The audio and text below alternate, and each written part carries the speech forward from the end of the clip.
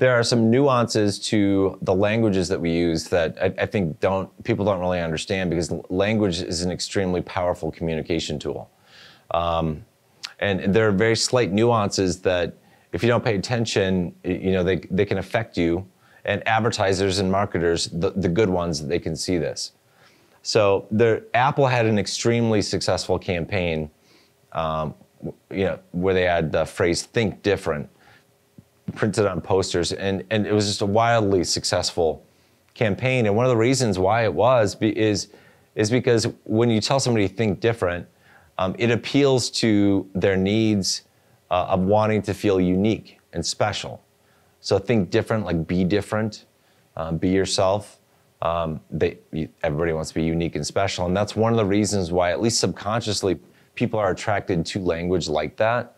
And it can launch a company's product or service to success. But what most people might not see underneath that, the higher,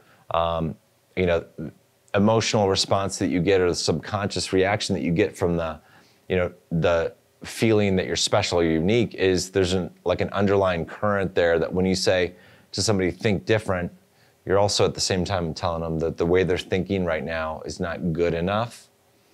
And when you do that, when you tell people they're not good enough right now where they are, that can have a negative connotation. With the overall strategy, though, there's a much more powerful positive aspect of being unique and special that kind of overrides that. But there is a small nuance difference there, which is one of the reasons why for Zero to Hero, we don't use think different, we use think bigger.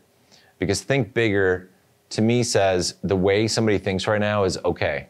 They're okay with where they are right now. But if they just kind of expand their mind and look at things from a different perspective, that would be cool. That might, do some good for them and the others around them. So think bigger is kind of a cleaner version of think different. From my perspective, it's a small nuance of language. You'll also notice just the way people talk, like their cadence. When somebody's up on stage giving a presentation, like a TED Talk, for example, and they're talking in a certain way, you'll often notice patterns, like how they talk. And a part of that is just instinctual and natural for us. We each have our own, the way that we talk and the ways we say different phrases. But if you understand how to do that and how to control it, understand how to actually influence people, people don't even know that they are actually being influenced. So it's kind of crazy out there in advertising and marketing. Sometimes when you examine the stuff that's out there, I love doing that stuff, like seeing how did they come up with that slogan or the wording, or where did they put it on the page, or what colors did they use. Those are all very powerful things that can affect people on the subconscious level and make them want to buy into a product, solution, or idea.